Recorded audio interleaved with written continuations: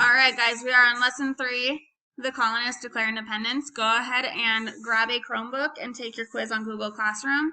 And then once you are done, put it back where it belongs and get a history book out of the cupboard. Mr. Cooper, go ahead and pause the video now. So we have 4 learning objectives, guys. You're going to choose one and you're going to answer it, and it's due by Thursday. I do not want to see a single replica. I do not want anyone copying. I do not want one sentence. I do not want 3 words. I want 4 sentences, all your words. Please do not copy anybody else's work. You guys can work together, but it has to be in your own words. So there is explain why fighting broke out to begin the American Revolution and the response of the Second Continental Congress. Describe the Loyalist view of the Patriots. Analyze the impact of Thomas Paine's common sense and assess why Congress declared independence and the ideas underlying the Declaration of Independence. These are all key terms you will see. So, first shots are fired. In 1776, the colonists of British America made 3 important decisions. First, they declared independence from Britain. Second, they chose a republican model for their new government. And third, they confederated the 13 states, which means they allied themselves as the United States of America. These decisions were unprecedented and risky, and the colonists gambled their lives and property, but found a strength and surprised and changed the world. The dispute between the British government and the colonists had taken a drastic turn. Following the passage of the Coercive Acts, military commander General Thomas Gage had been named governor of Massachusetts. John Hancock, Samuel Adams, and other colonial leaders then convened a provincial congress to govern Massachusetts without Gage. They also began to stockpile arms and ammunition. Why would you stockpile arms and ammunition? You knew a war was coming. April 19, 1775, war did erupt in Lexington and Concord, guys. These are 2 country towns west of Boston. Everyone knows the story of Paul Revere. Oh, sorry. Gage sent troops to arrest Hancock and Adams in Lexington and to seize Patriot weapons stockpiled in Concord. Okay, guys. Now you do know the story of Paul Revere. He screamed, "The British were coming, the British were coming." Go ahead, Mr. Cooper, and pause the video now so they can watch this YouTube video. All right, guys, there were actually 5 writers. There were 5 of them, not just one, who was Paul Revere. And one of them was actually a 16-year-old woman named Sybil Ludington. And she rode twice as far as Paul Revere. I just feel like that's important to you. It won't be on a test, but I like that fact. You can tell people that was interesting to you. So, Paul Revere, who had ridden into the countryside to warn the approaching British troops, the local patriots rallied to drive the troops back to Boston. The Patriot fighters were militia. Militia is full-time farmers and part-time soldiers, kind of like reservists or National Guard. All right, so the British soldiers, I'm reading this off of page 109, guys. I was going to ask one of you to read it, but I'm not there to do that. So the British soldiers, called Redcoats, marched into town at dawn, and the British commander ordered the colonial militia to disperse. As they did, someone fired a shot. When the shooting stopped, 8 patriots were dead. The Redcoats marched onto Concord. What happened next stunned the British. Following a skirmish, the Patriots in Concord, the British troops began their march back to Boston. However, hundreds of Minutemen, or Patriot militia, who responded quickly to calls for soldiers, lined the roads, firing at the British from behind the trees and stone walls. Stunned and exhausted, the British reached the safety of Boston in the late afternoon. The Patriots had killed or wounded more than 200 British soldiers, and the Patriots raced to take further action against the British. From throughout New England, thousands of Patriot militiamen rushed to confine the British troops in the city. Provincial assemblies of patriots seized control of the New England colonies. Loyalists, which is a word, guys, it's a term, key term, or colonists who remained loyal to Britain, fled to take refuge in Boston. But would the rest of the colonies help New England fight the British? All right, guys, so that question was actually answered on May 1775, when delegates from colonies assembled in Philadelphia for the Second Continental Congress. After the British pushed into Boston, armed volunteers from the middle and southern colonies marched north to join the Patriot siege of Boston. Congress assumed responsibility for this war, and on June 14th, 1775, the Continental Army was born. That is the Army's birthday, guys. June 14th, 1775. Remember that because it may be an extra credit point on the test. So Congress appointed who to be the leader of the Continental Army? George Washington, maybe? The first president of the United States? So this is also when talk of declaring American independence starts. The Congress sent the olive branch petition to King George III, which he rejected and sent more troops to Boston. Guys, the olive branch petition reaffirmed the colonists' allegiance to the king, but not to Parliament. So they still were allied with Britain, just not Parliament. They didn't like being what? Taxed. So this engraving shows the Battle of Lexington Green, with the colonial militia fleeing after being fired on by British troops. And you're not going to analyze anything. Guys, look here. So the British are coming this way, and they're also coming this way. Where are they? The American militia movement. They're coming in at all different sides. They're even inside. And this right here is where Paul Revere actually went. He was in the middle of British troops, and right here is where he got captured. This was just from a reenactment that I went to. I thought it was really cool, and I was going to show you guys a video of the reenactment, but it didn't work. So, colonists disagree over British rule, and we're starting on page 110. Most colonists supported the Continental Congress and the boycott of British imports, but a large minority preferred British rule. These colonists became known as loyalists, champions of law and order. Many loyalists dreaded patriot crowds and committees, viewing them as illegal and brutal. One loyalist declared, "If I must be enslaved, let it be by a king at least, and not by a parcel of upstart, lawless committeemen. If I must be devoured, let me be devoured by the jaws of a lion, and not gnawed to death by rats and vermin." Guys, so that's how they saw the patriots, as rats and vermin. Do you guys think that we can see that now with anti-vaxxers and vaxxers? And I mean, this just feels like history is repeating itself, doesn't it?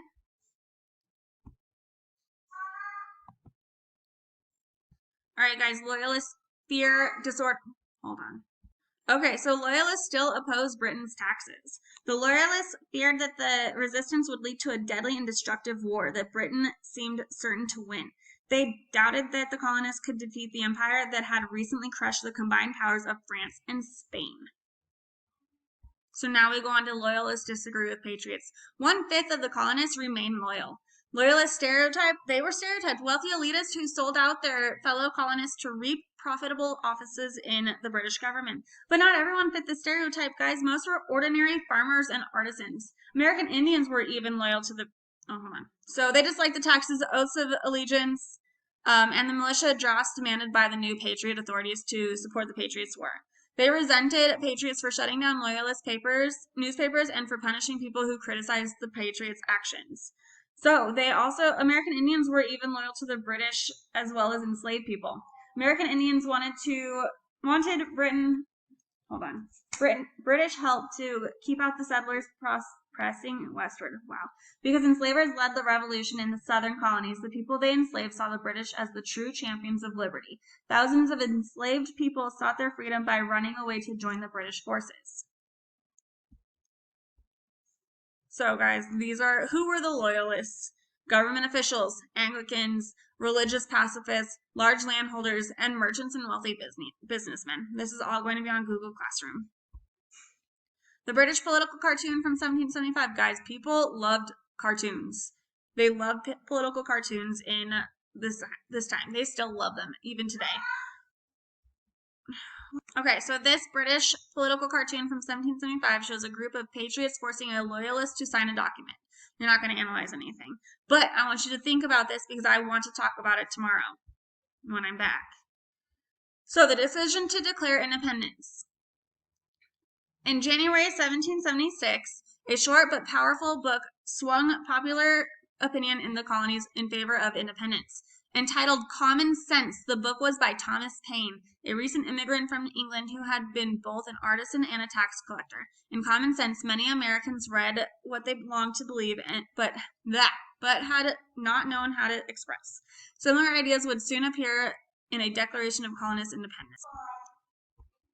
So the idea of the new republic, Common Sense was radical for the time, guys. It was insane that anyone would think this. It proposed independence from Britain, republican state governments, and a union of the new states. It also denounced the king and the aristocrats of Britain as frauds and parasites. Parasites, guys. They referred to these people as parasites. That is crazy for this time. They wanted the common people to Thomas Paine wanted the common people to elect all of their government. He depicted the king as the greatest enemy of American liberty. A republic would provide opportunities to reward merit rather than inherited privilege. By uniting to form a republic, Americans could establish a model that would inspire common people everywhere to reject kings and aristocrats. Paine concluded, "The cause of America is in a great measure the cause of all mankind." This view was new and powerful in 1776 when the revolution was a desperate gamble. They had no idea they were going to win, and most of the time, they didn't think they would win. This was insane. You had colonists fighting for what they believed, even though they felt they had no way of winning this war. So, guys, the Declaration of Independence. By 1776, Paine's ideas had built momentum for American independence. Noting the shift in public opinion, Congress selected a committee to draft a document declaring American independence and explaining the reasons for it. On July 2nd, Congress voted that America was free. 2 days later, they approved the Declaration of Independence. Guys, John Adams declared, he wrote to his wife, John Adams, thought July 2nd would be marked as a national holiday for generations to come. Independence Day will be the most memorable epoch in the history of America. I am apt to believe that it will be celebrated by succeeding generations as the great anniversary festival. It ought to be solemnized with pomp and parade, with shows, games, sports, guns, bells, bonfires, and illuminations from one end of this continent to the other, from this time forward forevermore. Adams wrote to his wife, guys, to his wife. After voting on independence on July 2nd, the Continental Congress then needed to draft a document explaining the move to the public. It had been proposed in draft form by the Committee of Five: John Adams, Roger Sherman, Robert Livingston, Benjamin Franklin, and Thomas Jefferson, and it took 2 days for the Congress to agree on the edits. Guys, there are 7 founding fathers, and you just saw a few of their names. The founding fathers are John Adams, Benjamin Franklin, Alexander Hamilton, John Jay, Thomas Jefferson, James Madison, and George Washington. And I want you guys to really think about why maybe Roger Sherman or Robert Livingston and others weren't named as part of the founding fathers. So once the Congress approved the actual Declaration of Independence document on July 4th, it ordered that it be sent to a printer named John Dunlap. About 200 copies of the Dunlap broadside version of the document were printed, with John Hancock's name printed at the bottom. Today, 26 copies remain. That is why the Declaration has the words "In Congress, July 4th, 1776" at its top, because that is the day they approved that the approved version was signed in Philadelphia. But it wasn't actually, guys. So the first signature on the actual Declaration wasn't written until August 2nd, because Congress ordered an official copy to be signed on July 19th. So August 2nd, 1776, Congress members signed the Declaration. But the last person to sign the Declaration wouldn't have even signed it until the following year, and I want to say it was in October. So that was the day that the last delegate signed the Declaration. So back to this slide. The Declaration of Independence. By 1776, okay, we already read that. Declaration of Independence was drafted by Thomas Jefferson, and it was drafted by Thomas Jefferson. The Declaration drew upon Paine's ideas to denounce the king as a tyrant who made American independence necessary. Although primarily a long list of colonial grievances, the Declaration also advanced the bold idea that all men are created equal. Congress embraced the Enlightenment ideas that all men are born with natural rights that cannot be taken away by the government. Jefferson called them unalienable rights. Natural rights did not apply to women, though, and the idea of equality would inspire future generations of Americans. This sweeping statement was far ahead of the social and economic reality in the new United States. For example, the phrase "all men are created equal" was not generally seen as including women, like I just said, and many of the signers of the Declaration forced enslaved people to work on their farms and plantations. But the idea of equality would inspire future generations of Americans, including women and enslaved people, to make a better, more equal society. Declaring independence on paper was one thing, achieving it was another. The colonists faced many challenges before they could become an independent nation. No colony in the Americas had yet won independence from a European empire. Fighting the British for independence would pit the poorly organized colonists against the greatest military power on earth.